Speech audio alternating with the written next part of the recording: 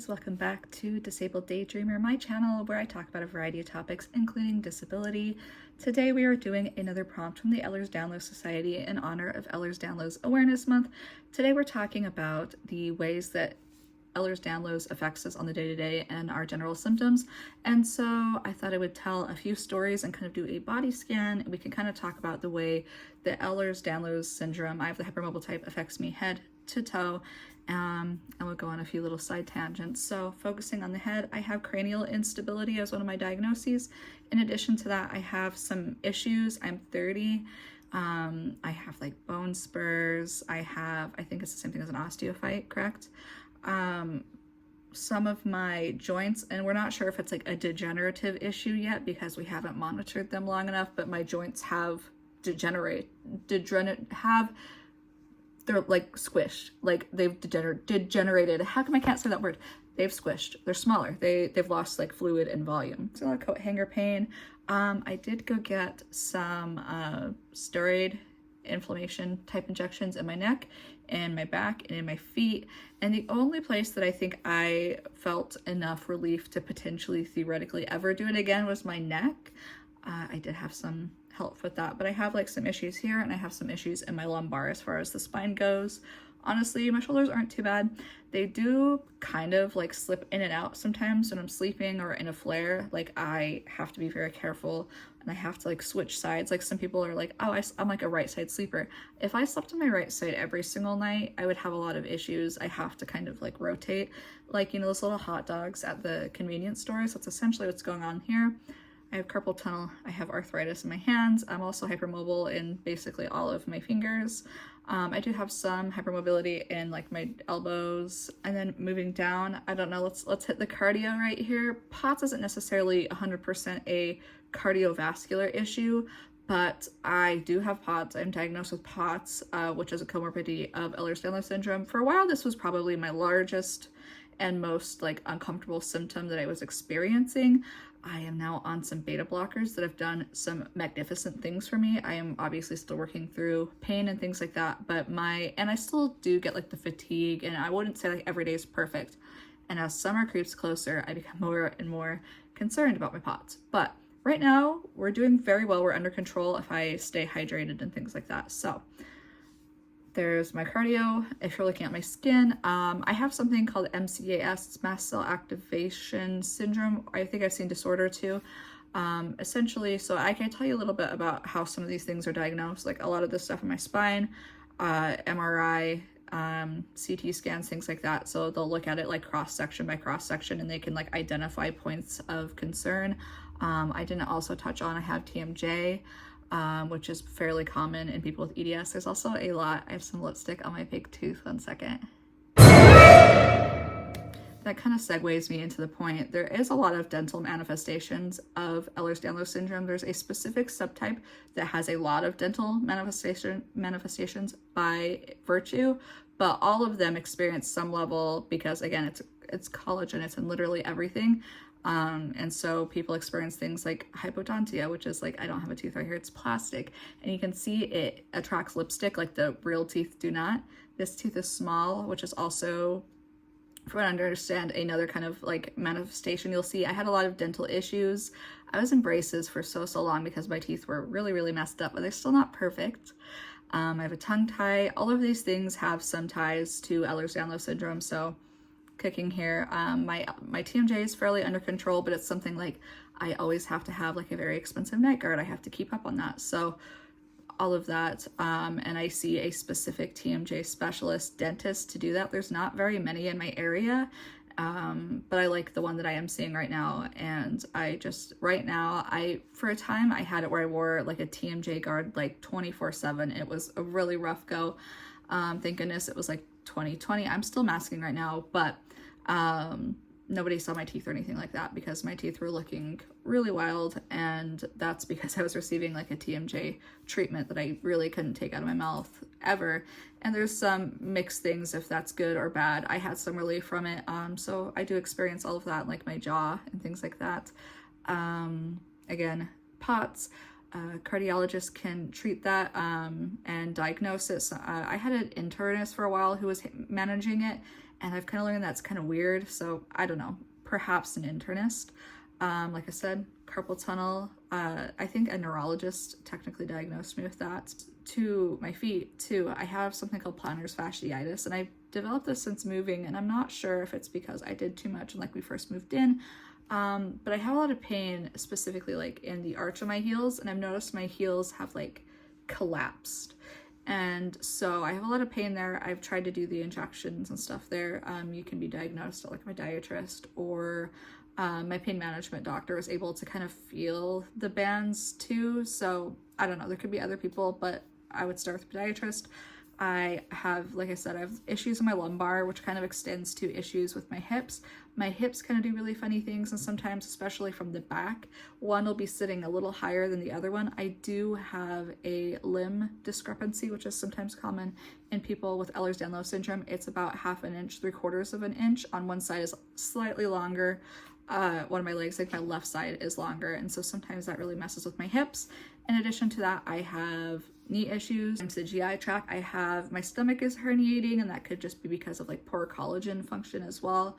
I have issues and allergies, like I said, perhaps, and it's always like a guessing game with MCAS. It's like, will I continue to have this allergy forever? Am I now just allergic? And it's like usually yes, and I have developed more and more allergies as I've been alive. I have to use like very specific detergents, things like that.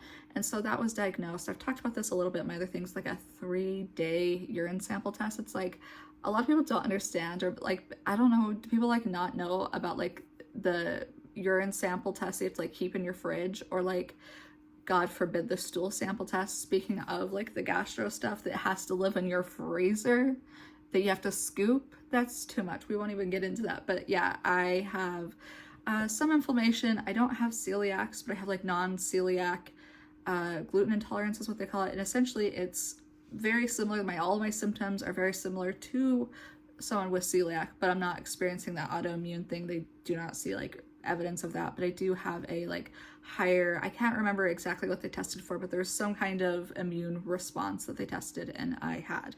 So I don't eat gluten. I have some other food allergies. I've been through allergy testing. I think it was a video a few days ago. I posted a couple pictures in the slideshow getting my allergy test, things like that. And it's something like I feel like I need to revisit, because I feel like, again, my allergies kind of are ever changing, or I don't really know what was making me sick. So it's like for a while I was so sick and I was losing so much weight. It really was worrying my doctor, my husband, everybody, because everything I had was very similar symptoms to like those that you would develop, like things like colon cancer. So it was very important for me to get in, but it was all just issues absorbing and eating wheat.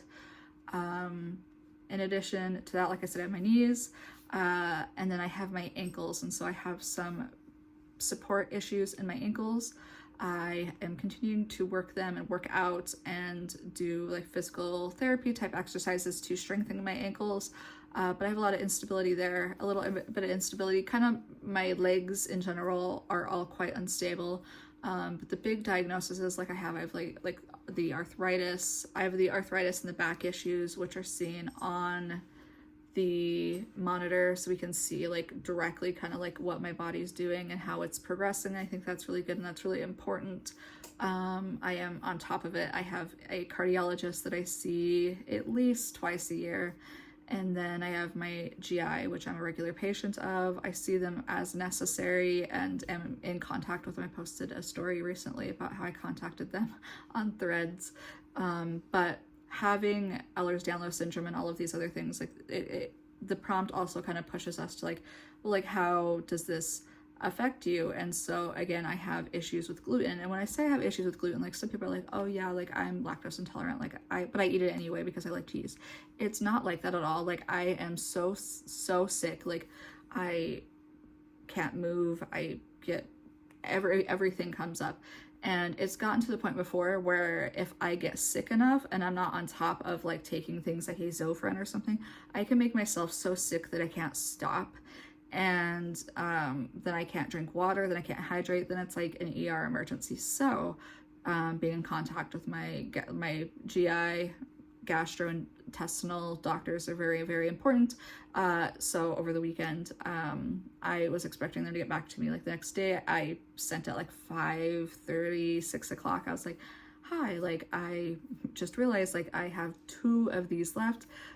Is this something I need an appointment for or anything like that? And then it just said like an hour later that he sent it, and I was like, okay, sir, please, you do not need to be working at 7:30 at night. I know your office is closed. Okay, that's why I just messaged the system. And I go pick up the pack. He sent 48. So highly recommend becoming established with somebody like that before it becomes an issue, because like I said, that's kind of like home management, so it doesn't turn into like emergency management. And in general, that's the case. So I'm taking care of myself. I'm making sure like my POTS doesn't get out of hand, because if I do, then it leads to a slew of other issues. If I mess up like my allergies, it leads to like a slew of issues, joint pain, things like that. I have a lot of migraines, and it's all right in here. So a lot of stuff like that. Sometimes you can see like the inflammation from the outside. It's kind of hot, but it's like in my joints, my knees. But sometimes, and it's like, I think it's just like a myofascial pain. I've been trying to bring this up with my doctors and explain to people. So I do definitely have pain that feels quite deep, like in my bones and my joints and things like that. And I have them looked at, and that's usually when we find things like, again, like the bone spurs. But I experience a pain too that I would only describe like between like the muscle and my skin. So it's like almost like in my fat, or like right on top of the muscle, and it hurts. And it's like this dull, aching, throbbing pain that I'll have throughout my body. I don't know if it's just because my muscles are working really, really hard to keep me together, which is common in people with Ehlers-Danlos syndrome. So that's kind of my body, more or less. I'm probably skipping several chapters for you guys. I mean, I'm 30. There's 30 years of medical history. So 30 years of Ehlers-Danlos syndrome and 30 years of trying to figure out what the heck I'm doing with myself. So that's how it affects me. And then, like I said, I have to plan my life around everything. I spend a lot of time in bed because of my chronic pain. I utilize a wheelchair more than not for bigger things or longer things. I can't do a lot of things like bending over to pick things up, which is why I have my service dog do it for me, because of my back issues. Because if I do that, basically it doesn't feel better. Like I am just in pain for days. I don't know what to do with it. But right now it's just monitoring. It's like monitoring my stomach. We're waiting for like the hernia to theoretically, at one point, it's going to become like surgically inclined. Same thing with the things in my back. Like there might become a point where it's not just like treating the symptoms. It's like we have to go, and I think it's called an ablation, and they'll shave some of my spine off. In my neck, it could be something like a fusion. I have something called trigeminal neuralgia too. And again, I've like expressed this before. It's like so hard to figure out like what's connected to what, or if that's even connected to Ehlers-Danlos syndrome. I don't think everything is, but I do experience that. I've kind of expressed this in a few videos, but I'm not sure if I also have some autoimmune issues. I've had shingles 3 times now, which is absolutely not normal for somebody of my age range. And always on the one side, I've had it on my neck, and I've had it on my legs. But I have basically nerve damage in my face from shingles. And so again, my body, there's so many things cooking around in here. It's like, I don't even know, like I always just kind of keep it short and brief. I'm like, I have Ehlers-Danlos syndrome, but really it's like a whole stew of, oh my God, like what do I even do with this? Where do I even start? Where do I even begin to take care of myself? And so that's kind of where I'm at. That's kind of what my life looks like. I miss out on a lot of things. If they don't have accessible seating and things like that, I can't go. I was supposed to see it now. Watchers, Disgrace, things like that. But I had tickets to Watcher, and it was kind of weird to get like accessibility and accessible tickets. And I called the venue, and they're kind of just like, we can try, but they didn't seem to have anything available. So I had to skip that. But I recently bought tickets and got accessible tickets to Twilight concert. So that's very exciting. But everything has to be highly planned out, to my food allergies, to what I can bring, to my pain management, to managing my POTS, to taking my medication. I also, so when I was diagnosed with Ehlers-Danlos syndrome, they do like, they'll like examine different things in your body, and they will also typically do like a genetic test. And so I had none of the other genetic markers, but they did find that I had an SCN9A mutation, which actually I have more overactive nerves is more or less what it can lead to. And it's led to things like I have erythromyalgia, and that's considered like a dysautonomic condition, which is also common. A lot of people just talk about, again, like the POTS MCS as like dysautonomic conditions, but there's so many different types. I think POTS really runs the show, but there's so many types of dysautonomic things that people can experience. As anything that affects the autonomic nervous system, if that's out of work or out of whack and things like that, that's like a dysautonomic condition. And so that's quite wide, and that's quite, I don't know, expansive. And so sometimes in the community I'll see people that's like, I got diagnosed with dysautonomia, and it's like, that's like saying I'm neurodivergent. You know what I mean? Like neurodiverse can mean autistic, it can mean ADHD, it can mean things like bipolar. There's so many things. Wrap it up, I'm just a human suit filled with, if you guys can hear that, my husband's up cooking and doing things out in the kitchen, but I'm just a human suit filled with issues, and I'm like plugging holes on a sinking Titanic ship, and I'm doing my best. So that's me, that's my life. I'll talk to you guys soon. Thank you guys so much for watching, and again, talk to you guys soon. See you guys tomorrow.